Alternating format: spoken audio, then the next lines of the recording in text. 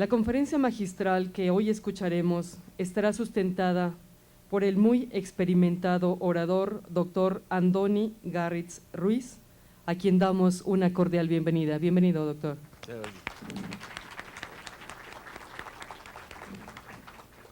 Asimismo, damos la bienvenida a la subdirectora de Formación y Desarrollo de Recursos Humanos del Centro de Formación e Innovación Educativa, la maestra Xochiquetzali Mendoza Molina. Bienvenida, maestra.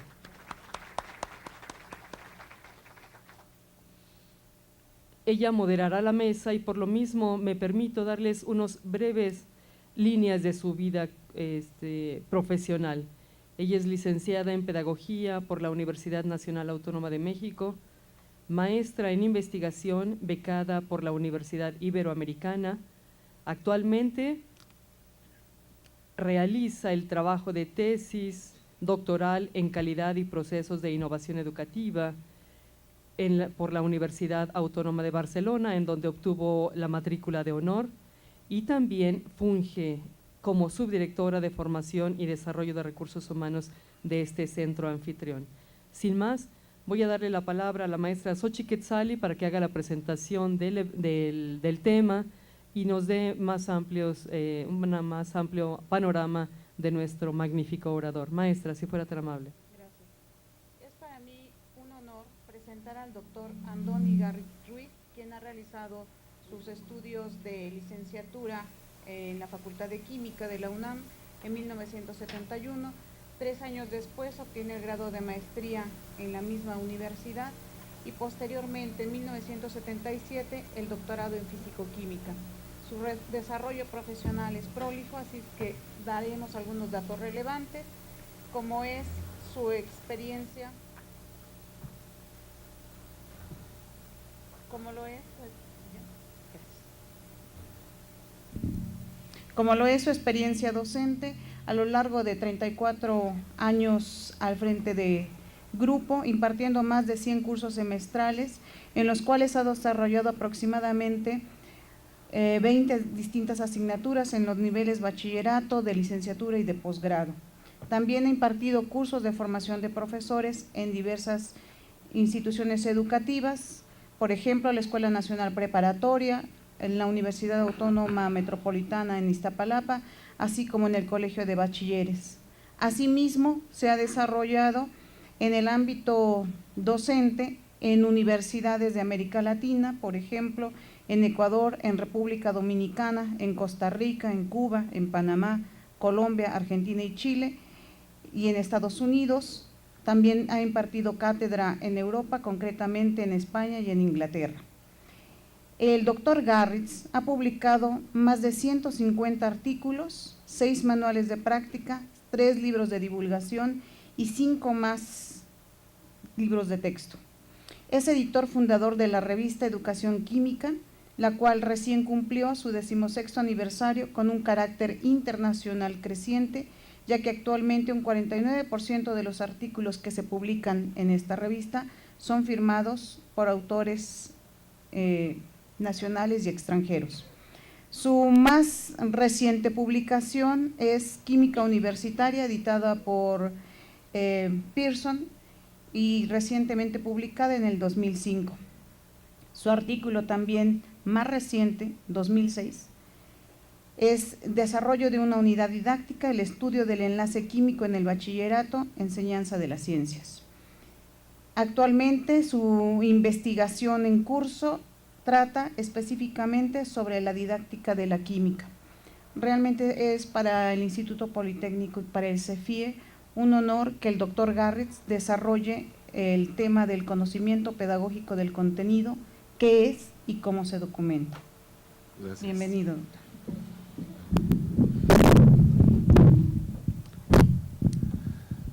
Buenas tardes a todos. ¿Está muy fuerte este volumen? ¿Está bien? Está razonable. Bueno, esta charla versa sobre el tema del conocimiento pedagógico del contenido, un concepto que voy a definir porque es ciertamente reciente. Y quiero también plantearles las líneas que pensamos abordar en un futuro próximo sobre este tema en cuanto a investigación educativa. Deme la que sigue, por favor. El creador del concepto conocimiento pedagógico del contenido es Lee Shulman, actualmente el presidente de la Carnegie Foundation for the Advancement of Teaching. Empezó su carrera en la Universidad Estatal de Michigan como profesor de educación médica y después pasó a Stanford en el año 82. La que sigue, por favor. Fue presidente de la Asociación Americana de Investigación Educativa y también de la Academia Nacional de Educación y fue uno de los responsables de elaborar el National Board of Professional Teaching Standards. Desde el año 90 se mide a los profesores en Estados Unidos con estos estándares elaborados, entre otros por Shulman. La que sigue. Shulman reconsidera el conocimiento del profesor. Lo pone como la característica más importante para la docencia, para la buena docencia, los conocimientos que tiene el profesor, sus creencias. Como lo que el profesor cree es lo que el profesor transmite, es lo que dice Shulman en pocas palabras. Ahí. Habla de un nuevo concepto, el Pedagogical Content Knowledge, PCK en inglés, CPC en español, que tiene una multitud de referencias hoy en la investigación y en la enseñanza, en la formación de profesores por lo menos. La que sigue, por favor. Es una frase de Shulman en el último libro que acaba de publicar él, que se llama Teaching as Community Property, Essays on Higher Education, en el año 2004. Lo acabo de ver en la red y está ahí disponible su introducción. Entonces tiene una frase muy, no la pienso leer completa, pero sí la idea, que dice que la enseñanza está siendo considerada como algo devaluado en nuestras universidades. Resalta más la investigación, ¿no? Y dice él que no debemos contrastar una con la otra, sino debemos hacerla una comunidad, una propiedad comunitaria, la enseñanza, la docencia, porque solo lo que nos es propio de todos es algo que estimamos mucho, y eso es lo que nos está faltando hacer para que la docencia sea más estimada en nuestras instituciones educativas. La que sigue, por favor. En el verano de 1983, Shulman da una conferencia en la Universidad de Austin, en Texas, que le tituló El paradigma perdido en la investigación sobre la enseñanza. Y después de una hora de una exposición muy larga, llega a la conclusión de que el paradigma perdido en la investigación sobre la enseñanza es la relación que existe entre la materia de estudio, entre la disciplina y la pedagogía. Que lo más importante para formar profesores es que sepan cómo dar clase de su tema, de su didáctica. Eso es lo que más importancia tiene. Y para ello se plantea las siguientes preguntas. ¿Cómo le hace el alumno distinguido en la universidad para transformarse en un profesor con alumnos del bachillerato? ¿Cuáles son las fuentes de las analogías, metáforas, ejemplos, demostraciones, reformulaciones, experiencias didácticas, demostraciones de experimentos, todo lo que hace el profesor para que sus alumnos le comprendan el tema? Estas son un par de preguntas como las que se planteó Shulman. La que sigue, por favor. 3 años más tarde escribe sobre este tema y ahora sí nos presenta el concepto de conocimiento pedagógico del contenido como uno de los 3 grandes conocimientos de un profesor. El conocimiento de la disciplina, primero, el conocimiento pedagógico del contenido, del cual voy a hablar un poco más adelante, y el conocimiento curricular, todos los elementos que el profesor cuenta, los libros, los currícula, todo lo que el profesor tiene como accesorio para dar su clase. La que sigue, este es un artículo, ya se cambió, este es el primer artículo de Shulman, Those Who Understand. Él lo titula de esta manera porque en este artículo habla de la frase de George Bernard Shaw que dice: He who knows, does. He who doesn't know, teaches. Esa frase, él la transforma en those who do, those who can do, those who understand, teach. O sea, la transforma para beneplácito de los profesores, ¿no? Por eso se llama así, those who understand. La que sigue, por favor. Dice que el CPC es el conocimiento que va más allá del tema de la materia per se para entrar en el tema de la materia para la enseñanza. Es muy diferente la ciencia escolar de la ciencia como gran saber. Lo que se transmite en la ciencia en la escuela no es lo mismo que lo que saben los grandes científicos, pues. En el CPC también se incluyen las formas más útiles de representación de las ideas, las analogías, ilustraciones, ejemplos, explicaciones, metáforas, etc. La que sigue, por favor. El CPC también incluye el conocimiento de las preconcepciones, las ideas previas de los estudiantes, lo que llevan al salón de clase los alumnos frecuentemente, y que se trata que el profesor lo transforme en conocimiento científico. Entonces debe conocer el punto de partida de los estudiantes. La que sigue, por favor. Esta es una frase de Barnett y Hodgson en un artículo que se llama Pedagogical Context Knowledge. No es Content Knowledge, sino Context Knowledge, donde hablan de hacia un mejor entendimiento de lo que hacen los profesores buenos de ciencia, lo que conocen los profesores de ciencia buenos. Entonces dice, aquí esto deja muy claro qué es el CPC, esta frase, perdón por tenerla en inglés, pero la podemos leer. Schulman acuñó la frase conocimiento pedagógico del contenido, diciendo que los profesores no solo tienen que saber y conocer el contenido de la disciplina, sino también cómo enseñar ese contenido específico efectivamente. Conocer qué va a ser fácil o difícil para los estudiantes de aprender y cómo organizar, secuenciar y presentar el contenido para proveer a los diversos intereses y habilidades de los estudiantes. Lo que los profesores skillful, déjame apagar esta marinola para que no nos interrumpa ahora sí. Dale. Que no me interrumpan a mí como conferencista, ¿no? What skillful teachers do is, lo que hacen los profesores diestros es transformar la materia que enseñan en formas que son más accesibles a sus estudiantes. Y eso es el conocimiento pedagógico del contenido. Espero que haya quedado claro el concepto. La que sigue, por favor. Vicente Talanquer nos da en 7 puntos lo que un profesor, el CPC de un profesor puede lograr. Primero, identificar las ideas centrales asociadas con un tema. Ya veremos, en cuanto entremos al punto de cómo se documenta el CPC, que una parte de la documentación es los conceptos o ideas centrales alrededor del tema que da clase el profesor.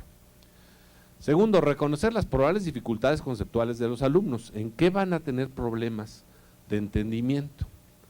Identificar preguntas, problemas o actividades que obligan al estudiante a reconocer y cuestionar sus ideas previas, para retar sus ideas previas. El famoso conflicto cognitivo, ¿no? Que estaba de moda, ahora ya está más vituperado que otra cosa, lo del conflicto cognitivo. Pero en fin, estamos hablando de lo que se sabía en tiempos de Schulman, de su presentación del concepto. Seleccionar experimentos, problemas o proyectos que los estudiantes exploren conceptos centrales, construir explicaciones, analogías o metáforas que faciliten la comprensión de conceptos abstractos, y el último tópico que es muy importante, diseñar actividades de evaluación, porque la evaluación va de la mano con la enseñanza. Lo que el profesor evalúa es lo que el estudiante aprende, bien o mejor. La que sigue, por favor. Carsten nos dice que el conocimiento pedagógico general se funde con el conocimiento disciplinario y nos da el conocimiento pedagógico del contenido con 5 vertientes: la de las concepciones alternativas de los estudiantes y sus dificultades para aprender, o sea, la parte de los alumnos, el currículum científico específico, las estrategias instruccionales, las analogías, ejemplos, etcétera, los propósitos de la enseñanza como algo central también que contiene el CPC, los objetivos de la enseñanza y la evaluación. Estos son los 5 grandes conceptos en los que hoy se identifica el CPC. La que sigue, por favor. Solamente para decir que ¿de dónde sacan los profesores todas sus mañas para dar buenas clases? Las sacan de su experiencia fundamentalmente. Aunque hay otras fuentes, como se dice ahí, ¿no? La observación de las clases de otras personas o su propia formación como químicos o como físicos o como biólogos o como ingenieros o su formación como profesores, pero sobre todo de la experiencia en la propia enseñanza. De ahí se extrae la mayor parte del CPC. La que sigue. A pesar de que se tiene claro que la mayor parte del CPC se adquiere por la propia experiencia, sí forma parte este concepto de la formación de profesores actualmente. Aquí hay un par de artículos del grupo de la Universidad de Utrecht en Holanda, donde hablan de los conocimientos base de los profesores de química en el primer caso, y en el segundo la investigación sobre enseñanza, sobre formación de profesores de ciencias en Europa, donde hablan de que esta disciplina, el conocimiento pedagógico del contenido, es algo fundamental en la formación de profesores. La que sigue, por favor. Ahora, segundo tema, ¿cómo se documenta el CPC? ¿Cómo llegamos a la conclusión de que esto es lo que hace el profesor sutano para hacer su clase entendible por sus estudiantes? Resulta que para lograr esto requerimos observar al profesor durante muchas horas de su clase. Es decir, no basta observarlo en una determinada lección, no basta observarlo en una serie de lecciones con el mismo grupo, tenemos que observarlo con varios grupos de alumnos. Y luego, es algo conservado tácitamente por el profesor, porque es raro que entre nosotros conversemos en el pasillo y digamos, tal alumno le encontré una dificultad enorme de tal estilo para aprender el concepto de entropía. Y es algo muy tácito, muy interno del profesor. Él sabe que sus estudiantes tienen problemas, pero no lo anda divulgando a todo el mundo en la hora del café, ¿no? Bien, la que sigue. Nosotros hemos tomado más bien la estrategia de documentación del CPC propuesta por Loughran, Mulhall y Berry. En este artículo, apenas del año 2004, del Journal of Research in Science Teaching, en donde nos proponen dos instrumentos para lograr esta captura. El core, corazón, ¿no? La representación del contenido en español, y los papers, que es una aforismo, ¿cómo se dice? No, las siglas de Professional and Pedagogical Experience Repertoires, los repertorios de experiencia profesional y pedagógica. Vamos a ver qué son cada uno de estos dos instrumentos para recoger el CPC de los profesores. La que sigue. Empezamos con el core. En el core, lo primero que le pregunta uno al profesor es, ¿cuáles son las ideas o conceptos centrales del tema que vas a dar tú? Ahorita vamos a ver algún ejemplo con el de la biotecnología. Entonces, el profesor tiene que decir, la biotecnología. Pues bueno, para dar biotecnología yo hablo primero de la experiencia histórica de la fabricación del pan y los yogures y los quesos y todo esto. Después les hablo de los genes y después les hablo de la genética y de Mendel y después les hablo, entonces ahí va seleccionando sus temas centrales el profesor. Después les hablo de ADN, les hablo de bases púricas, pirimídicas, etcétera, ¿no? Entonces, ahorita vamos a ver un ejemplo de estas ideas centrales. Y para cada una de esas ideas centrales se le hacen 8 preguntas al profesor. ¿Qué intentas que los estudiantes aprendan alrededor de este concepto? Para el concepto número 1, para el concepto número 2, número 3, número 4, etc. ¿Cuáles son los objetivos de tu enseñanza, pues? ¿Para qué les están enseñando eso a los alumnos? ¿Por qué es importante para ellos? Segunda, ¿por qué es importante para los estudiantes aprender ese concepto? ¿Qué más sabes sobre ese concepto? La idea de Loughran, Mulhall y Berry es que conociéramos si saben más de lo que dan en la clase. Con esta pregunta, si tienen un conocimiento más a profundidad del tema. Dificultades y limitaciones conectadas a la enseñanza de este concepto.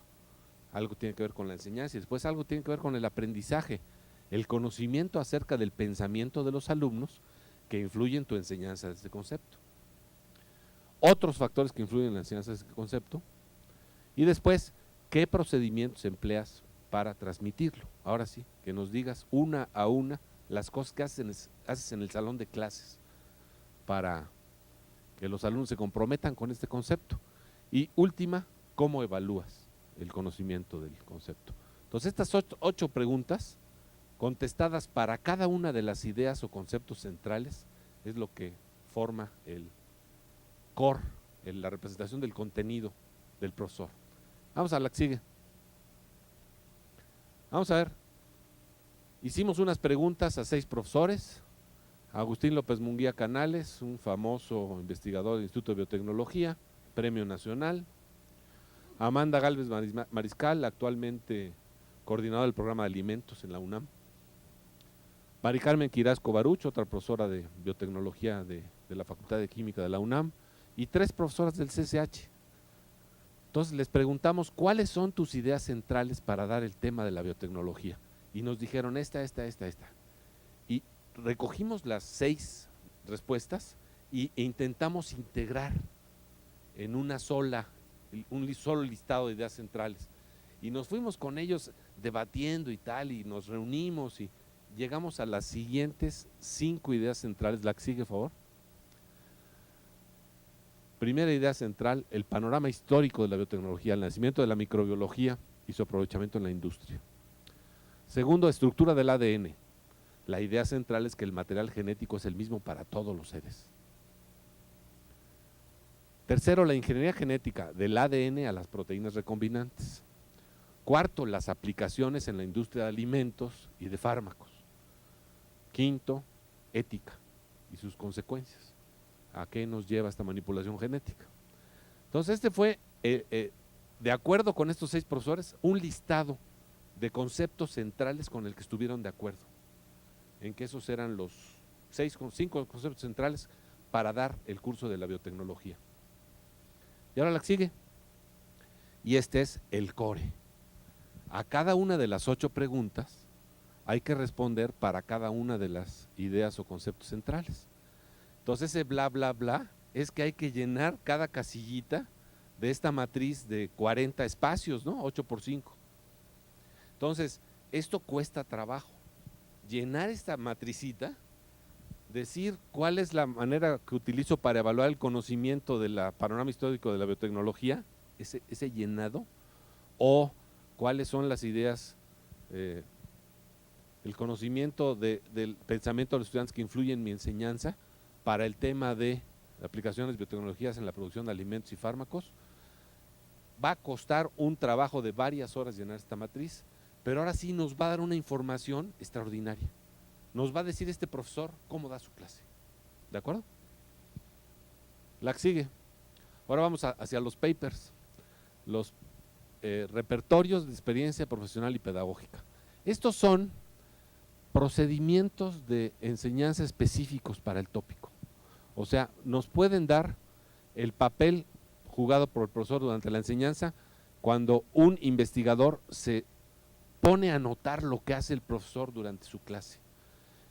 Les insistió a los alumnos en esto, en aquello, les hizo tal pregunta, les contestaron esto los estudiantes. Hace una narrativa de lo que sucedió en la clase, o un trabajo experimental, o una demostración en el aula, o las analogías, problemas planteados a los alumnos, etcétera, discusiones que tienen los profesores entre ellos, o comentarios sobre la observación de sus clases y las entrevistas que hace uno con los profesores. Entonces estos son los papers,